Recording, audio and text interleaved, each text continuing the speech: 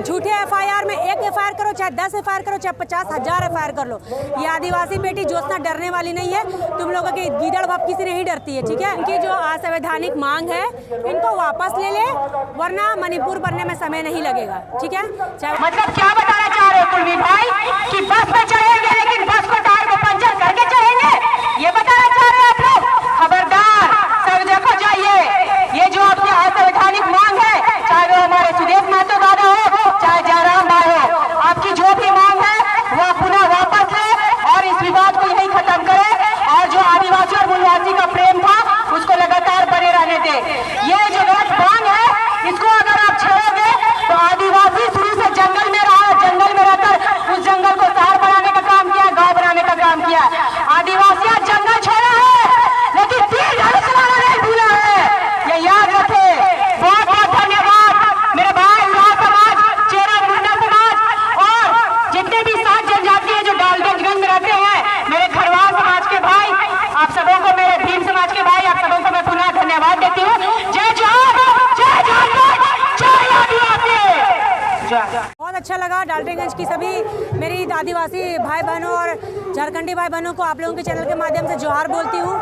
और यहाँ पे हमारे भीम समर्थक भाई लोग भी आए हुए उपस्थित हुए हैं और बहुत अच्छा लग रहा है कि जो एसटी समुदाय के लोग और एससी समुदाय के लोग हैं, उनकी भी जितनी भी जनजातियाँ हैं सभी आज इस आदिवासी अधिकार बचाओ जन आक्रोश रैली के सम्मेलन में सभी भाई बहन उपस्थित हुए हैं। उनको यही बोलूँगी, तुम्हारे इन झूठे एफआईआर में एक एफआईआर करो, चाहे 10 एफआईआर करो, चाहे 50,000 एफआईआर कर लो। ये आदिवासी बेटी ज्योत्सना डरने वाली नहीं है। तुम लोगों की गीदड़ भपकी से नहीं डरती है, ठीक है। तुम आदिवासी सूची में शामिल होना चाह रहे हो, पकड़े रहो तुम जाके ओबीसी का कोई कोना, ठीक है। तो मैं उनको फिर बोलूँगी कि आप जो लालचीपना कर रहे हो ना, आज आपको एसटी सूची में शामिल कर भी दिया जाएगा, कल को आप बोलिएगा कि हमको एसटी सूची में शामिल करो। आपकी इतनी लालच बढ़ गई है। ओबीसी उतना 75 साल आप ओबीसी में रख के हकमारी किए, अब 75 साल में आप कहाँ सोए हुए थे? उस समय मांग क्यों नहीं किए? आप अपने आप को बोलते कि हम आदिवासी में थे। 1931 तक जनजातीय जनगणना नहीं हुआ है, सिर्फ जनगणना हुआ है। तो ये अपनी आबादी कहाँ 27% बताते हैं? ये कुमार भाई और कुशवाहा भाई को जोड़ के अपनी आबादी 27% बता रहे हैं, जो कि इनकी आबादी है नहीं। मुश्किल से ये 6 से 7% है।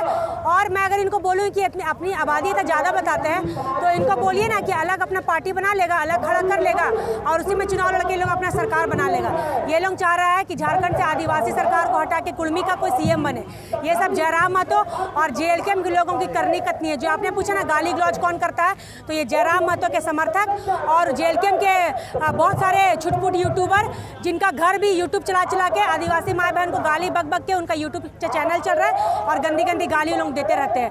तो ये आदिवासी मूलवासी का जो भाईचारगी है उसको कहीं ना कहीं ये रंगा सियार के समर्थक बिगाड़ने का काम कर रहे हैं। और मैं ये जानना चाहता हूँ कि बहुत सारा आप पर एफआईआर हो गया है, आप उसका क्या कहना चाह रहे हैं? वो सब झूठा फर्जी एफआईआर से हम डरने वाले नहीं कर रहे हैं, उसको आप क्या कहना चाहते हैं? उनको बोलेंगे जब आपका भाई अमित गाली बका था तो उस समय अपना गालीबाज भाई को आप क्यों नहीं समझाए?